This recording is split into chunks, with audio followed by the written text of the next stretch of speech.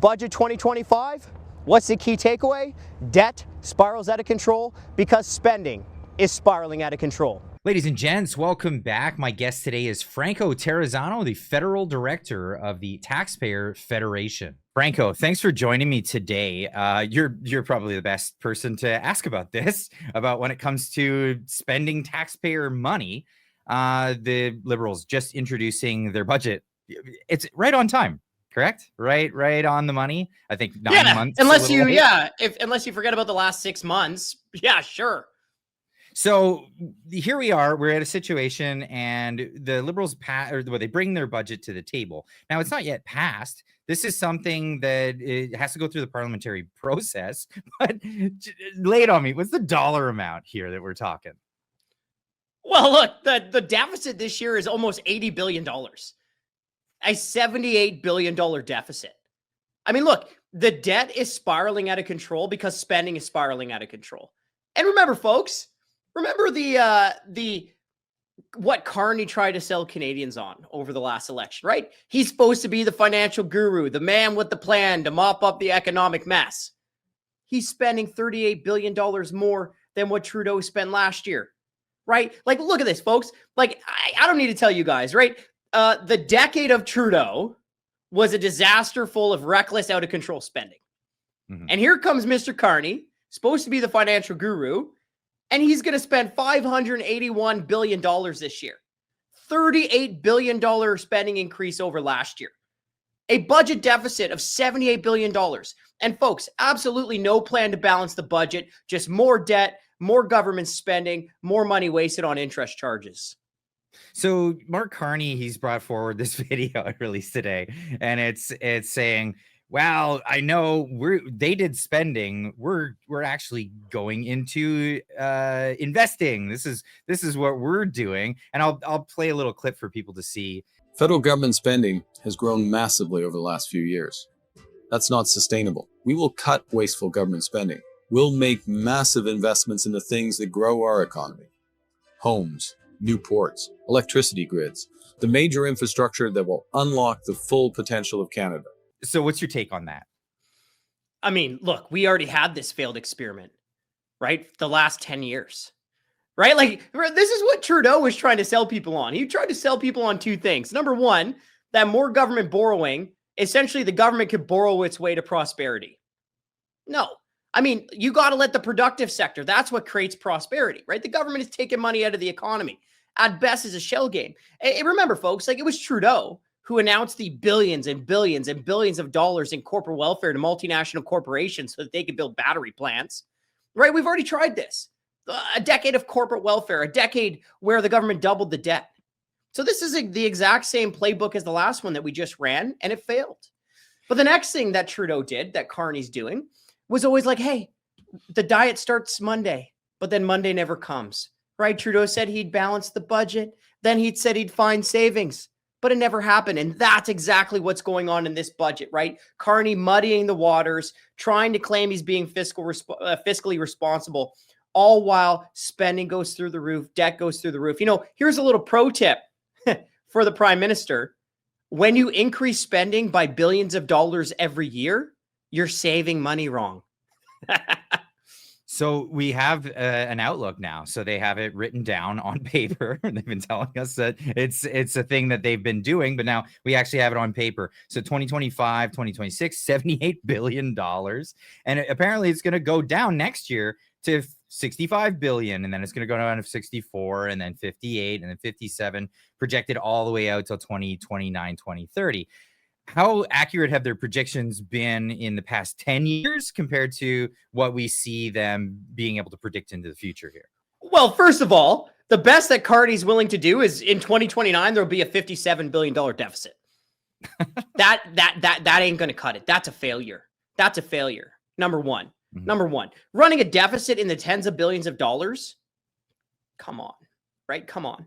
But number two, those projections aren't worth the paper they're written on. They're not worth the paper they're written on, right? No, what we have to see is the government cut spending. And Clyde, let me mention one more thing, okay? Welcome to Canada, where every single dollar you pay in federal sales tax is going to pay interest charges on the debt, okay? Every dollar that you pay in federal sales tax is going to pay interest on the debt, right? Interest charges are costing more than what the government brings in through its sales tax, right? The government is wasting more money paying interest on the debt than what it sends to the provinces in healthcare transfers.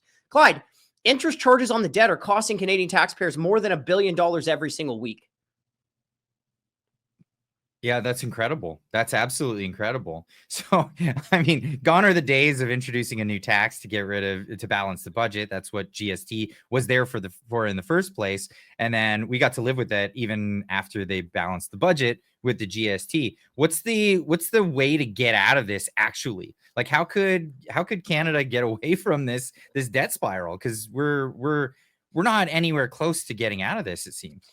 Well, look, even in the 90s when they brought in the GST, they weren't able to balance the budget until they cut spending, right? Because look, you give a government bureaucrat more money, they're going to find a new pet project to waste it on, right? A lack of tax dollars is not the problem here. The problem is a spending problem, right? The party was supposed to be over when Trudeau left office. Well, the party is raging on, right? It's bigger than ever before. No, so you ask me, what does the government have to do? Well, I'm just going to be blunt. There is no fixing this financial mess that the government has created without firing bureaucrats. And I mean firing bureaucrats yesterday, right? Like the government in the budget, I mentioned that it says the government will go on a diet Monday and then Monday never comes, right? It's all, don't worry. In the future, we'll save money. Like they even say like, oh, but by 2028, maybe we'll cut 40,000 bureaucrats. Well, no, 40,000 bureaucrats should have been cut yesterday. More than 40,000, right? The federal government added 100,000 bureaucrats since 2016. 100,000 bureaucrats since 2016. And it's not like there was some bureaucrat shortage in Ottawa back then. No, the federal government was bloated then too. And then Trudeau added 100,000 bureaucrats. Trudeau ballooned the cost of the bureaucracy 77% since 2016. And like, what are you getting out of it? Worse services? Yeah, worse services. Absolutely worse services. Now, the big scare that the Liberals tend to do with, when it comes to elections, because we might be staring at an election because of this budget. I mean, if the budget doesn't pass, that's a vote of non-confidence across the board. And then that brings us to election. Now, the fear is that Conservatives will cut social services like pensions. Pensioners will get less money or they won't be eligible until a later date. But under the Liberals, I see it as, well, maybe we'll just run out of money, and who ends up like losing? It's always the people who are supposed to be recipients of these social programs.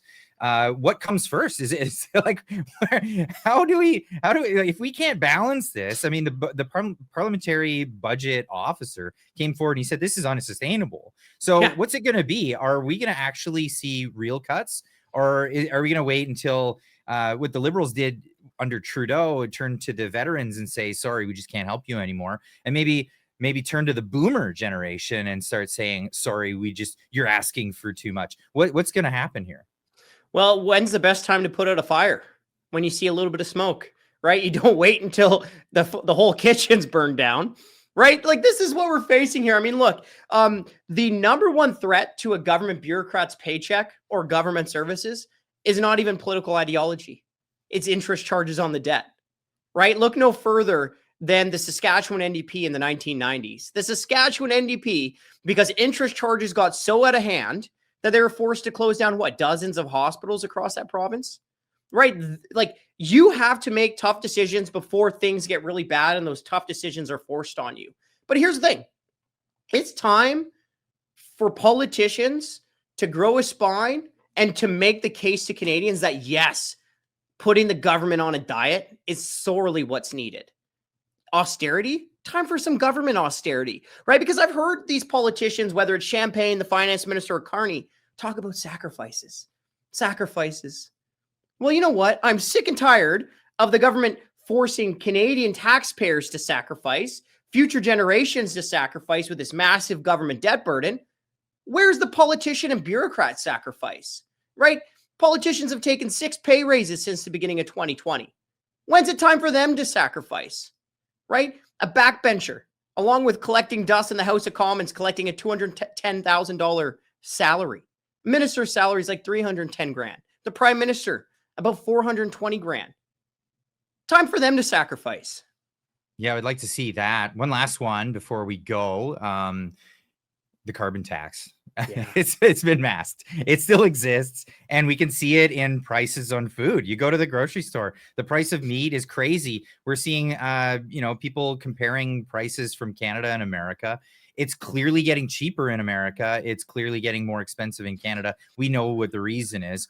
What's the word on this one?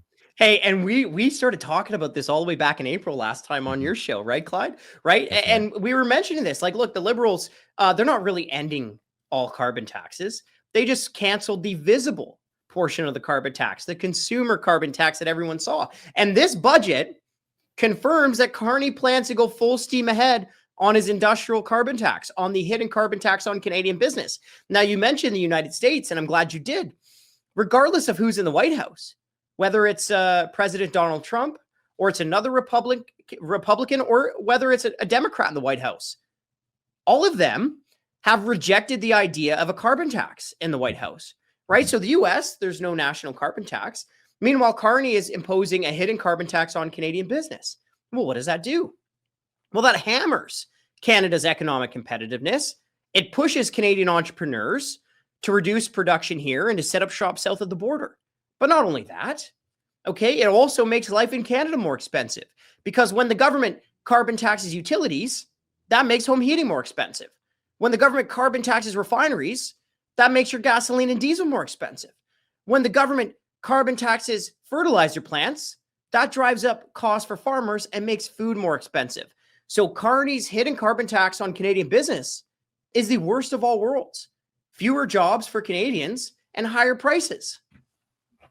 I'd say it's even doubly worse for beef or livestock, because you got to keep them warm in the winter, not unlike other places in the world where they don't have these problems like we do in Canada. So it's a tremendous amount of fuel that these farmers are having to pay. The website is thetaxpayer.com. Go check it out. All kinds of articles. Franco, where can people also find you?